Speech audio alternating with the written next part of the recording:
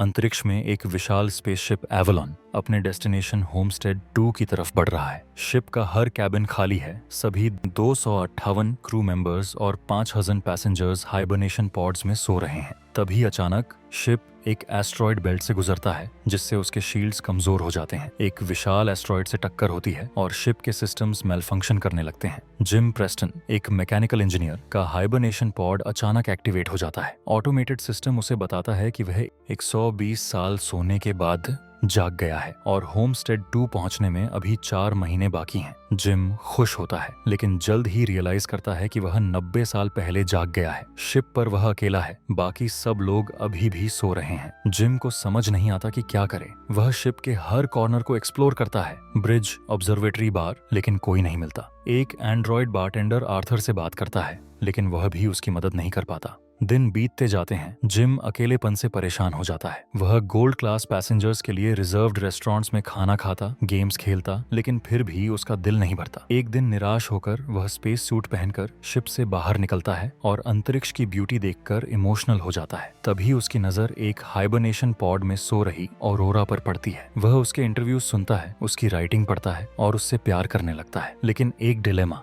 क्या वह उसे जगाए? अगर वह ऐसा करता है तो वह भी उसी तरह स्टक हो जाएगी और शायद कभी होमस्टेड 2 नहीं पहुंच पाएगी। लेकिन लोनलीनेस जीत जाती है। जिम ऑरोरा को जगा देता है। वह भी उसी कंफ्यूजन से गुजरती है। मैं अकेली क्यों हूँ? क्या हुआ? जिम उसे बताता है कि वे दोनों स्टक हैं। ऑरोरा को गुस्सा आता है, लेकिन वह समझ जाती है कि अब कोई वापसी नहीं। धीरे धीरे दोनों एक दूसरे के क्लोज आने लगते हैं। ऑरोरा लिखती है, जिम शिप को एक्सप्लोर करता है। वे साथ में स्पेस वॉक करते हैं, पूल में स्विम करते हैं और ऑब्जर्वेटरी में स्टार्स देखते हैं। एक रोमांटिक डिनर के बाद वे एक दूसरे को किस करते हैं और रिलेशनशिप में आ जाते हैं। लेकिन एक दिन आर्थर एक्सीडेंटली जिम का सीक्रेट बता देता है। उसने तुम्हें जानबूझकर जगाया था। ऑरोरा को गुस्सा आता है। वह जिम को धोखेबाज कहती है और उससे दूर हो जाती है। तभी शिप के मेलफंक्शंस बढ़ने लगते हैं। गस मैनक्यूजो, एक क्रू मेंबर, अचानक जाग जाता है। वह जिम और ऑरोरा को बताता है कि शिप का रिएक्टर डैमेज हो चुका है और अगर इसे ठीक नहीं किया गया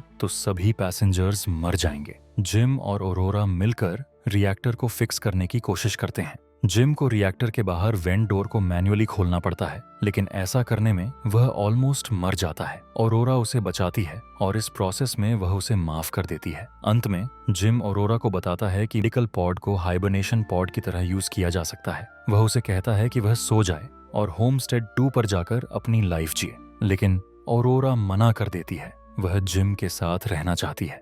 88 साल के बाद एवलॉन होमस्टेड 2 पर पहुंचता है। क्रू जागती है और शिप को एक अलग ही स्टेट में पाती है। पूरा शिप एक जंगल की तरह है।